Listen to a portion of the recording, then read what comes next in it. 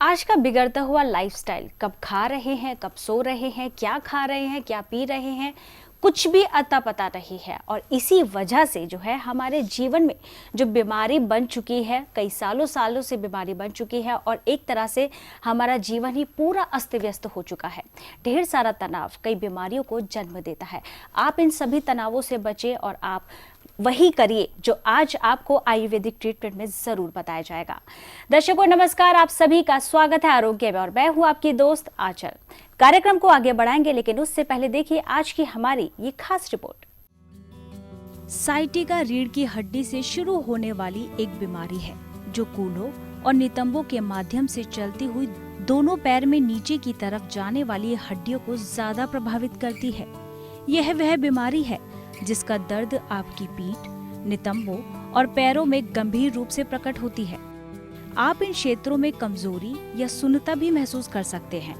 Sciatica आपके शरीर में चोट की वजह से भी उत्पन्न होने वाली एक बीमारी है। साइटिका बीमारी 30 से 50 साल के लोगों में होने की अधिक संभावना रहती है। साइटिका से ग्रसित व्यक्ति को हिलने डुलने में तेज दर्द महसूस होता है और इसकी वजह टांगों व पैरों में सुन्नता या कमजोरी भी हो सकती है। इसके अलावा पैरों की उंगलियों या पैरों में एक दर्दनाक झुंझुनी भी होती है। इससे बचने के लिए दैनिक प्रयोगों में खड़े होने, चलने और बैठने का सही आसन बनाएं। मांसपेशियों को लचीला बनाए रखने वाला व्यायाम करें। बैठने के लिए अच्छी कुर्सियों का प्रयोग करें जिस पर आपकी पीठ अच्छी तरह से टिक जाए। धूम्रपान बिल्कुल ना करें। इस तरह की परेशानी को आपको बिल्कुल भी नजरअंदाज नहीं करना चाहिए। ऐसी स्थिति में तुरंत ही चिकित्सीय परामर्श जरूर ले लें। तो दर्शकों, आप सभी के सवालों के जवाब देने के लिए आज हमारे साथ स्टूडियो में मौजूद है हरिद्वार कनखल के जाने माने सुप्रसिद्ध वैद्य दीपक कुमार जी। तो चलिए अब इनका स्वागत करते हैं। वैद्य जी, आपका बहुत बहुत स्वागत है। नमस्कार। कार्यक्रम की शुरुआत में ही हमारे साथ एक कॉलर जुड़ चुके हैं, तो जान लेते हैं क्या है उनकी समस्या। हेलो। हाँ हेलो जी, बहुत बहुत स्वागत है आपका हमारे कार्यक्रम में। आप अपना नाम बताएं। हेलो प्रणाम। जी, आप अपना नाम बताएं। मेरा नाम मंजू है। जी मंजू जी, कहाँ से बात कर रही हैं आप? गोडा से। जी, आप अपना सवाल पूछें। यही है कि पेट में गैस बनता है, जो टीवी के माध्यम से देखी तो जवाइन, सौंफ, सौंठ और काला नमक का फंकी बना करके उसको खाए तो थोड़ा आराम है। बाकी कुछ भी खाती पीती हूँ, देह में नहीं लगता है, एकदम जैसे कि सुस्ती टाइप का रहता है हमेशा। आपकी उम्र कितनी है बहन जी? 40 वर्ष है। और आपको देवी सादर प्रणाम, सादर प्रणाम। आपको पेट साफ रहता है या नहीं? नहीं, पेट तो सही से नहीं साफ रहता। जब से फंकी खाते हैं सब कुछ सही है। और कोई दिक्कत? भूख कैसी और है? कोई दिक्कत? भूख तो खूब लगती है। पेशाब में कभी जलन तो नहीं होती? नहीं नहीं, ये सब तो नहीं है। आपका फिजिकल वर्क, घूमना इत्यादि है या नहीं? काम तो बहुत है घर पे। बच्चों को सुबह खाना वाना नाश्ता बनाओ, फिर खाना, झाड़ू पोछा, इससे टाइम नहीं मिलती है। बात तो सही है बहन जी, लेकिन थोड़ा समय तो निकालना पड़ेगा। थोड़ा एक्सरसाइज, योग या घूमना करें। और कोई दिक्कत? नहीं, और कोई दिक्कत नहीं है सर। बस यही है कि जो खाती पीती हूँ देह में नहीं लगता है, एकदम सुस्ती टाइप का, बस गैस खाली। ठीक बहन जी, दो चीज़ें होती हैं। मैं अक्सर एक बात कहता हूँ कि एक तो हमारा जो है ट्रीटमेंट और दूसरा मैनेजमेंट। और मैं अक्सर एक बात और भी कहता हूँ, हमारा घर, हमारा परिवार, हमारा समाज, हमारा देश लेडीज़ के कारण ही जिंदा है। और लेडीज़ हमारे घर को इतना संभालने में इतना व्यतीत समय को करती हैं, इतना समय व्यतीत करती हैं कि अपने ऊपर ध्यान नहीं दे पाती। उनका अक्सर खाने का, भोजन के साथ साथ आराम का मैनेजमेंट बिगड़ जाता है, जिसके कारण ये दिक्कतें आती हैं। और कई बार जो अधारणीय वेग हैं उनको धारण करना पड़ जाता है। भूख लग रही है, खा नहीं पाते, लैट्रिन आ रही है, जा नहीं पाते, पेशाब आ रहा है, कर नहीं पाते, भूख लगती है और प्यास लगती है, पी नहीं पाते, तब ये इस प्रकार की दिक्कत बनती है। और धीरे धीरे धीरे हमारा पाचन तंत्र कमज़ोर पड़ने लगता है। उसके लिए बहुत अच्छा होगा कि पूरे 24 घंटे में, जैसे हम अपने मोबाइल को चार्ज पूरे दिन बाद करते हैं, इसी प्रकार हमें अपनी बैटरी शरीर की भी चार्ज करनी चाहिए। उसके लिए कम से कम आधा घंटा हमको घूमना ज़रूर चाहिए।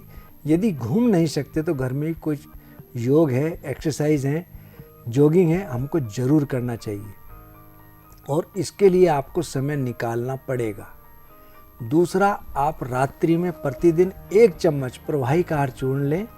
धीरे धीरे आपकी आंतों के फंक्शन एक्टिवेट होंगे, मल पास आउट होगा, लीवर के फंक्शन एक्टिवेट हों, उसके लिए आप मेदनाशक गोधनवटी और 2-2 गोली इसकी और 2-2 गोली अष्टकवटी और 2-2 गोली पंचामृत लोह मंडूर, इन तीनों की 2-2 गोली दिन में 2 बार भोजन के बाद पानी के साथ सेवन करते रहें।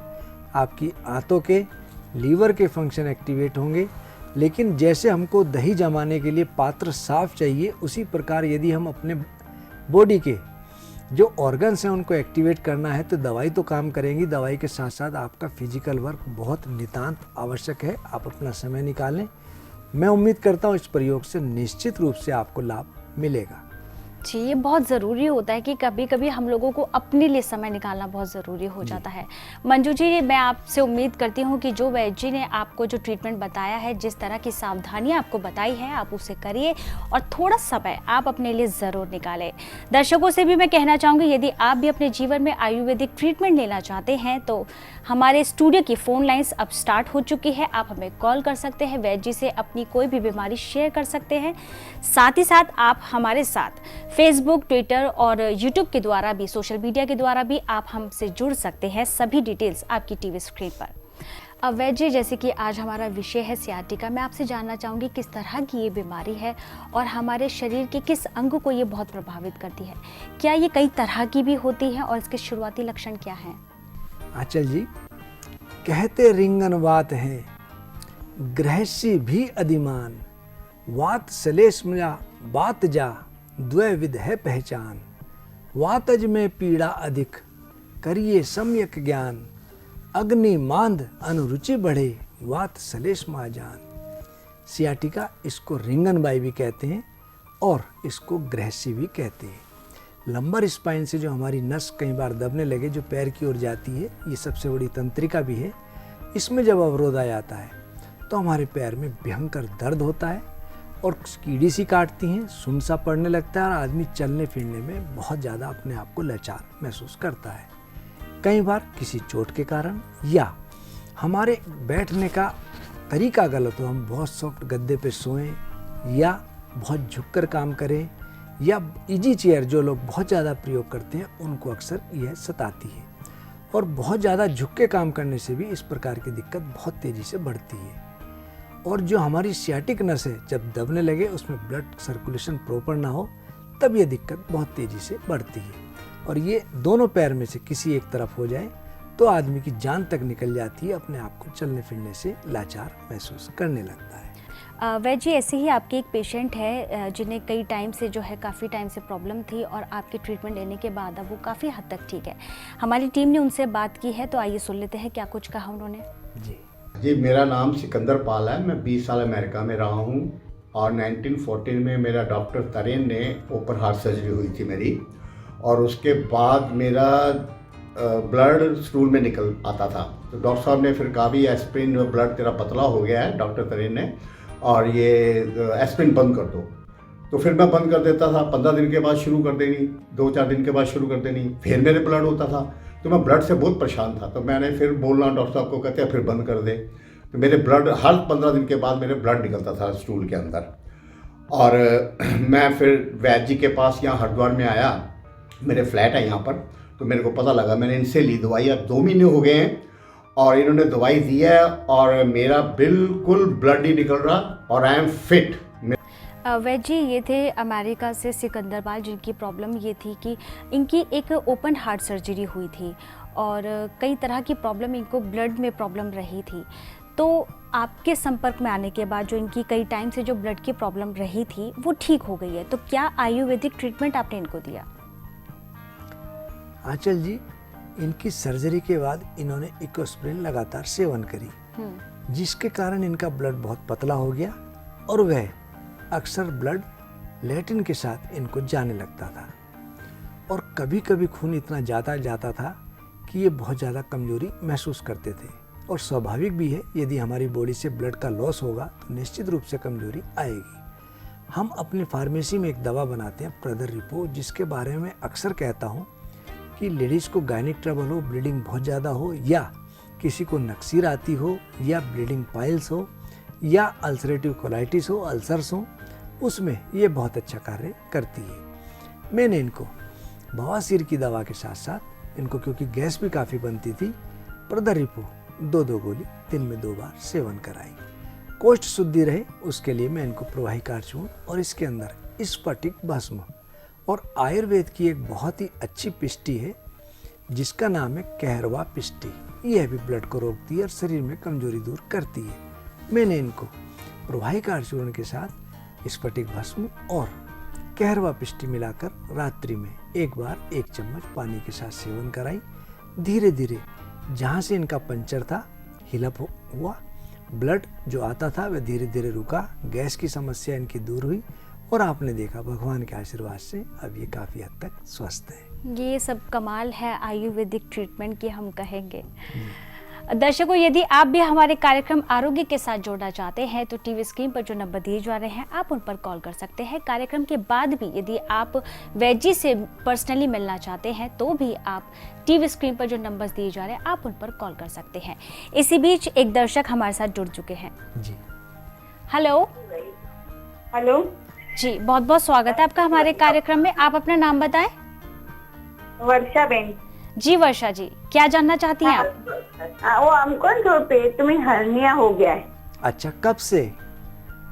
3-4 महीने हो गए। अच्छा, किस रीजन में है? नाभि में है या नाभि के नीचे है? नहीं, नाभि में है। 28,628। आपकी उम्र कितनी है? है ना, 50 साल है। अच्छा, शरीर भारी है या हल्का है? नहीं, हल्का ही है। और पेट साफ रहता है? हाँ, पेट तो साफ रहता है। बीपी या शुगर तो नहीं है? नहीं नहीं, ऐसे शुगर वो कुछ नहीं है। और कोई दिक्कत? नहीं, और कहीं नहीं है, खाली वो नाभि में है ना, वो ऐसे वो थोड़ी बाहर निकल आई तो इसलिए ठीक। डॉक्टर ने बोला कि हर्निया है। ठीक, कोई बात नहीं। इसका मैं प्रयोग आपको बताता हूँ। हमारे पेट में बिल्कुल कब्ज ना रहे, इसका विशेष ध्यान रखना है। आपको बहुत ज़्यादा झटके ना लगे, इसका भी विशेष ध्यान रखना है। हर घर में एक चांदी की चवन्नी जरूर होती है। आप हर्निया वाले स्थान पर चांदी की चवन्नी कपड़े में रख करके बांध लें।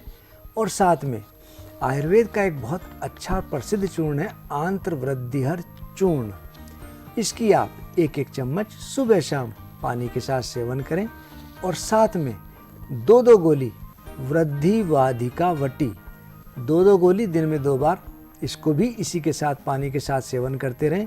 मैं उम्मीद करूंगा आपको इस प्रयोग से निश्चित रूप से लाभ मिलेगा। हर्निया छोटी मोटी होगी तो निश्चित रूप से ठीक हो जाएगी। यदि बहुत ज़्यादा बड़ी है तो उसका ऑपरेशन होगा। बिना अल्ट्रासाउंड के मैं कह नहीं सकता कि आपकी क्या स्थिति है, लेकिन थोड़ी बहुत ये इस बीमारी जो आपको होगी, थोड़ी बहुत अवस्था में होगी तो निश्चित रूप से इस प्रयोग से ठीक हो जाएगी। और बिल्कुल हम लोग चाहते हैं कि जो बीमारी आपके जीवन में बनी हुई है इस ट्रीटमेंट को लेने के बाद वो बिल्कुल जड़ से ख़त्म हो जाए। बाकी दर्शकों से भी मैं चाहूँगी यदि आपके जीवन में भी किसी तरह की कोई भी समस्या बनी हुई है तो डेफिनेटली जो भी आपके टीवी स्क्रीन पर जो डिटेल्स दिए जा रहे हैं आप उन पर कॉल कर सकते हैं। वैद जी, ऐसे ही हमारे साथ एक दर्शक हैं, उन्होंने अपना एक सवाल पूछा है। इनका नाम है अमरनाथ प्रजापति और इनकी आंत में सूजन है। 18 महीने से ये दवाई ले रहे हैं लेकिन इनको कोई आराम नहीं मिला है और इनकी उम्र जो है वो 30 ईयर्स है। तो ये जानना चाहते हैं कि किस तरह का। इनकी जो हाथों में सूजन है, ये तो नहीं लिखा कि इनको लैट कैसी आती है? नहीं, ये डिटेल्स में नहीं है, लेकिन इन्होंने लिखा कि 18 महीने से ये दवाई ले रहे हैं। हाथों में सूजन यानी कि कोलाइटिस। और कोलाइटिस में मुख्यतः या तो बहुत कब्ज होगी, अधिकतर कब्ज ही होती है, या बहुत ज़्यादा पेट लूज होगा। और यदि लूज है तो आप 1 चम्मच बिल्व चूर्ण और 1 चम्मच इसबगोल की भूसी दिन में 2 बार पानी के साथ सेवन करें। और यदि बहुत ज़्यादा आपको कब्ज रहती हो तो उसमें आप 1 चम्मच प्रवाहिकार चूर्ण और 1 चम्मच इसबगोल की भूसी 2 बार पानी के साथ सेवन करें। और चित्रकादिवटी 2-2 गोली, मेदनाशक गोधनवटी 2-2 गोली और पंचामृत लोह मंडूर 2-2 गोली, इन तीनों की 2-2 गोली दिन में 2 बार भोजन के पश्चात आप सेवन करें। और आप बहुत सुपाच्य भोजन करें। लौकी, तोरी, टिंडा, परवल इत्यादि बहुत सुपाच्य भोजन लें, सलाद ज़्यादा लें और तला हुआ बिल्कुल सेवन ना करें। मांस मदिरा पूर्ण रूपेण निषेध रखें। मिर्च मसाले ना के बराबर लें और भारी दालें जैसे राजमा, छोले हुए इनको भी आप ना सेवन करें। धीरे धीरे मैं आपको उम्मीद करता हूँ कि आपको जो सूजन है हाथों के अंदर, कोलाइटिस है, निश्चित रूप से लाभ मिलेगा। और पेट पर हींग का लेप करके गर्म पानी की बोतल से आप सिकाई करते रहें। मैं उम्मीद करूँगा 1-2 दिन में इस प्रयोग से निश्चित रूप से आपको लाभ दिखने लगेगा। जैसे कि आपके जो उपचार में है समझ में आता है कि लोगों को जो सावधानी बेसिकली ये रखनी चाहिए कि ये लोग जो है तेज मसाले वगैरह और बिल्कुल स्ट्रेस फ्री रहे तो काफ़ी हद तक जो है ये बीमारियों से बचा जा सकता है। वैजी ऐसे ही हम लोग आपसे अभी जो है सिलसिला जारी रखेंगे अभी थोड़ी देर में। तो दर्शकों, आप कहीं मत जाइएगा, सवाल और जवाबों का सिलसिला ऐसे ही जारी रहेगा। जल्द होंगे हाजिर।